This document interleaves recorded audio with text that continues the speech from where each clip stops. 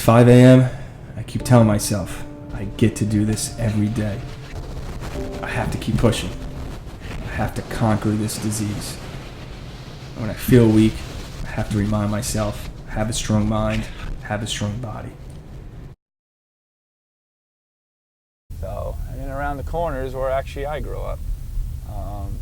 This is my block, Henry Boulevard. Grew up right over here. This White House here. This is my hometown house.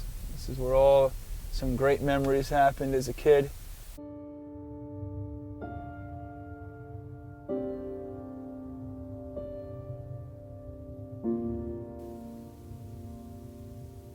February 12th, it was a Tuesday night. I hurt my neck and I felt right here a large lump sticking out of my neck. Not knowing what it was, thought it was maybe a pulled muscle. Went to work the next day. So on the morning of February 15th, it was a Friday before February break, Matt and I are both teachers in the same building, Sachem North, and my principal came to my office to tell me to get all my stuff, all my belongings, I don't need my grade book, but to take a walk with her down to her office. So as we were walking down there was minimal conversation. I really had no idea what was going on. I went to my doctor in Holbrook, and he sent me for a CAT scan. 8:45 in the morning, I'm teaching my earth signs, and I get a text from my doctor, who's a good dear friend of mine. I've known him for about 15 years, and his text to me was, you need to call me now. And Matt's in there hysterically crying, saying that he got a call from his doctors. I said, well, what happened? The kids were taking notes. It was very quiet in the classroom. I remember that. You couldn't hear a pin drop of my students. And then I went back into the room, and I called my doctor, and I said, hey, what's going on? What do you have for me? What's with this lump? And his response to me was, we're good friends for a long time. I'm not going to sugarcoat anything. I'm going to speak to you as a doctor right now. And he says, you have cancer. As soon as he said that, I said, no way, this can't be right. It was awful. We sat there for about 10 minutes, crying. I was in shock, disbelief, but kind of like maybe he could be wrong. He's not a cancer doctor, he's just my primary physician. And I said, what makes you think that? And he says, well, the CAT scan you took is showing that it's cancerous. So he goes, you need to leave school this moment and get out. I have an appointment set up with you in 2 hours at the starting room. And it was just a day of crying and trying to go to doctors and getting appointments and seeing really what was really going on. Because we were still in shock that this can't be right. Maybe they misdiagnosed it. I try to tell people I'm not trying to survive, I'm trying to conquer this, so.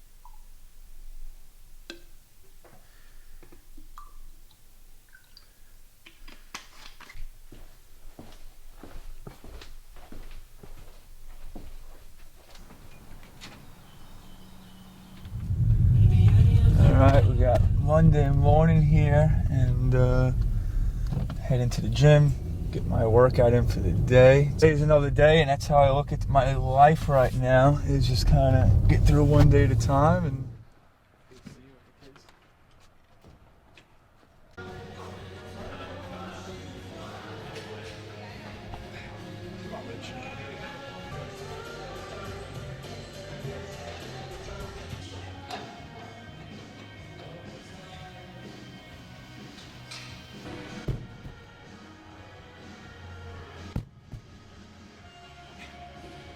one of the things that I've learned over our time together as friends and as, as brothers, as I think of it, that he is one of the most competitive, determined, passionate people that you'll ever meet. You know, the things that he's most passionate about, his family, his kids. He goes after everything 100 miles an hour. You know, it's one of the most infectious things about him. Like, that's who he is. So, what are we gonna do? What today? Yeah. The girls are going to camp. Want fruit? Strawberry, banana, blueberry. It's delicious. How'd you guys sleep? Good. Yeah. You made my bedroom. You made your bed. You're supposed to make your bed. Yeah, but you don't make your bed. Just at Sloan Kettering right now in Comac. I got some blood work to do today. My liver counts are pretty high, so actually I'm off my treatments right now. So we're hoping to, you know, some good news going in, get some blood work, get the results in a couple of hours. All right, let's go do this. Let's go.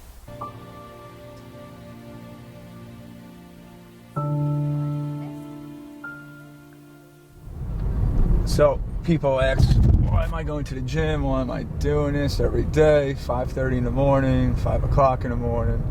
I've always went to the gym. Just, you know, the stakes are a little bit higher for me, you know, which is cancer. The biggest thing is physical shape and getting to the gym and kind of grinding out every day. So that's why I go. I mean, well, honestly, if I miss a day, I feel like it's a day cancer is beating me. You know, my new slogan is in life is I don't have to go to the gym.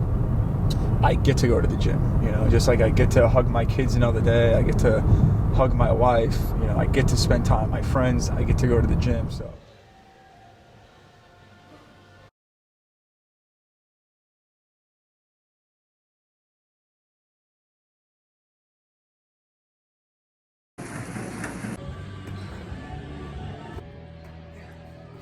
We just had a great workout at the gym, and then I got some appointments with salt therapy, and then I got my pH fountain. So.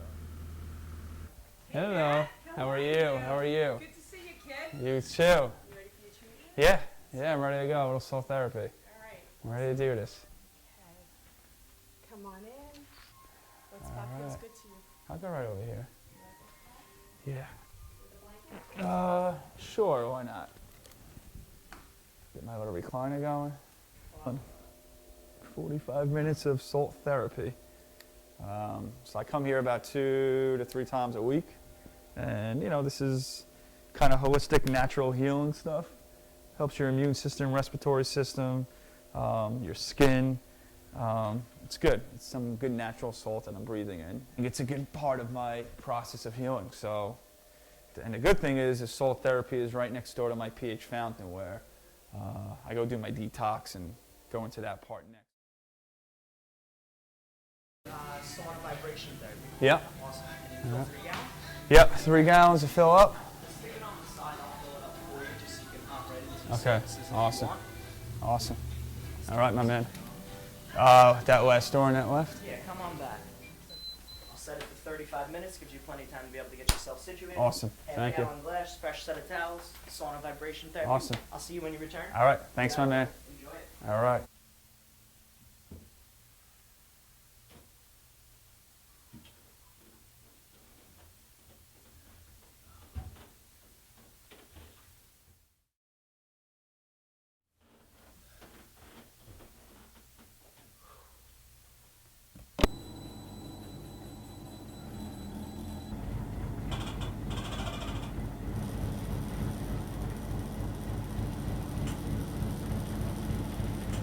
All right, just got out of my detox here. So this is the water, nice high alkaline water we pick up that I've been kind of putting in my body. But the detox is great. It's 35 minutes of a sauna and then 10 minutes of a pulse machine. So it's really heating up my body, shaking all the negative ions out. I feel great every time I leave this place. You know, I come here 3 times a week, get my water, bring my jugs back to my house for the kids and the family. It just means so much to me. It just means, you know, that the love is everywhere, the support is everywhere. That, you know, living in a community like Sachem and having the support from everyone in the community has really lifted my spirits up and made me truly fight for this disease. When I heard, I just didn't believe it. It's been a guy who's always been kind of a superhero to me, whereas I was a 9th, 10th grader on JV and varsity, terrified of him, becoming great friends with him and then developing a relationship where he was a best friend and a role model, I'm still looking at him like he can't be broken. When I heard about the news a couple months ago, it was like the world just stopped, in time. It was really tough to think why, did it have to be with somebody that I looked up to so much. For most people, when I think, this is going to be something that I don't know if they can handle, but for him, I was like, this is it. This is his wheelhouse. Like, he'll go at it 100 million miles an hour and do whatever he can do to get out. He never shies away to talk about it because he just knows. Like he says, every day's a game day. He's a fighter. Every day he laces up and he competes. That's what he does. He competes and he doesn't lose. And this is the same thing. He's not gonna let this thing beat him. He's gonna get up every day, not complain. He's just gonna do what he's gotta do. He's gonna beat it. Well, if there was anyone that could beat it, it's Dezy. I mean, you hear everyone say that, and it's because everyone believes it. I mean, no one works as hard as he does. He's got it in him, and everyone believes in him. He's got so many people in his corner. I learned from our ACAD volleyball team, a book they read this year. It talks about it. There's a part in it where it talks about that we get to do things in life, and people don't realize that, right? How many people wake up every morning and say, I have to go to work today, right? I have to go here, I have to go to the gym, you don't have to do anything. You can sit on the couch all day if you want, right? But when you say you have to, it's such a negative self-talk that goes into your mind. And it starts off your day in a negative way, all right? Instead, now with my cancer, my new lens in life, because my lens in life is a lot different than most people now, is when that alarm goes off at 5 o'clock, I actually get excited and say, I get to go to the gym today. Because it's another day I get to do something to heal myself. Right? I get to see my kids. I get to hug my wife again. I get to go to work. I get to go to practice. So there are things that I am using mentally now to really make my mindset stronger through this. And if I think I'm going to die through this disease, guess what? I'm going to die. Right? If I keep telling myself I'm going to beat it, I'm going to beat it. And that is my whole purpose in life right now, is to beat this every day.